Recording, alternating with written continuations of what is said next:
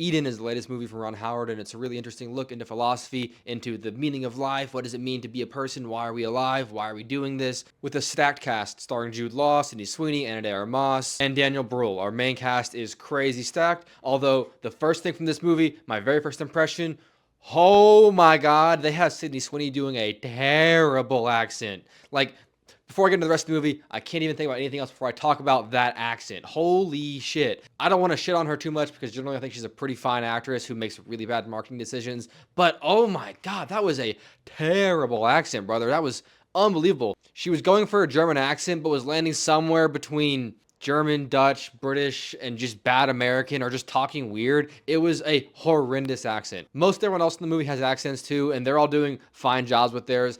As the movie goes on, you get used to it, and it kind of drops in and out, so you kind of lose it and forget about it and just move into the rest of the movie. But early on, the movie starts with her doing a narration voiceover, and it just like, bam, punches you in the face with weird, terrible accent. Which is funny because otherwise, Sydney Sweeney was pretty damn good in the movie. She was doing a really solid job, I feel like. But that accent was just so terrible. It threw everything else off and started on a really bad note. Separate of that, though, I enjoy this movie a good bit. Jude Law is this doctor who has thrown his life away, thrown the world away to go try and sit on this island and write and figure out the meaning of life, and also maybe through the power of manifestation or willpower or something, heal Vanessa Kirby's MS. Oh yeah, Vanessa Kirby, she's in this as well, and she's giving a stellar performance. Our movie starts with the Whitmer family moving to this island in the Galapagos to follow after Jude Law's doctor to try and learn from him and live the life that he wants to live, and also to maybe heal their son's tuberculosis because they can't afford the treatments they need in Germany. The story does a lot to explore how hard times and poverty can lead to the rise of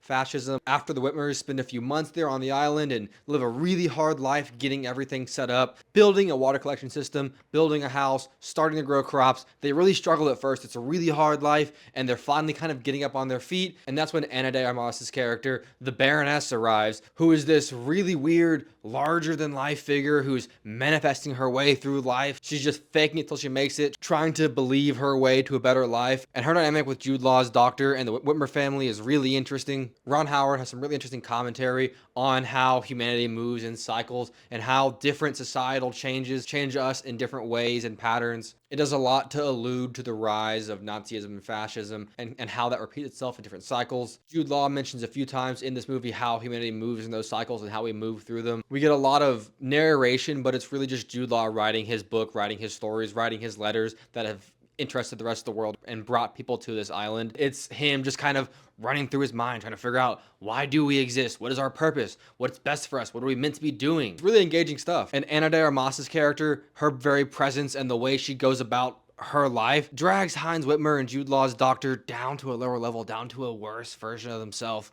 And it's a really interesting commentary or asks interesting questions about humanity. All in all, this movie was a really interesting watch. I don't think it was perfect. There were some pacing issues. There were some bits that also were just kind of hard to look at a little bit. Don't want to spoil anything, but I'm going to give it a very solid 7.5 out of 10. I can see how some might be bored by it, but despite being a slow burn, I enjoyed my time watching this movie. I would recommend going and check it out if it's playing near you. But more importantly, guys, thanks for watching. Please comment, like, subscribe, and have a great rest of your day, rest of your night, wherever you're watching. Bye, guys.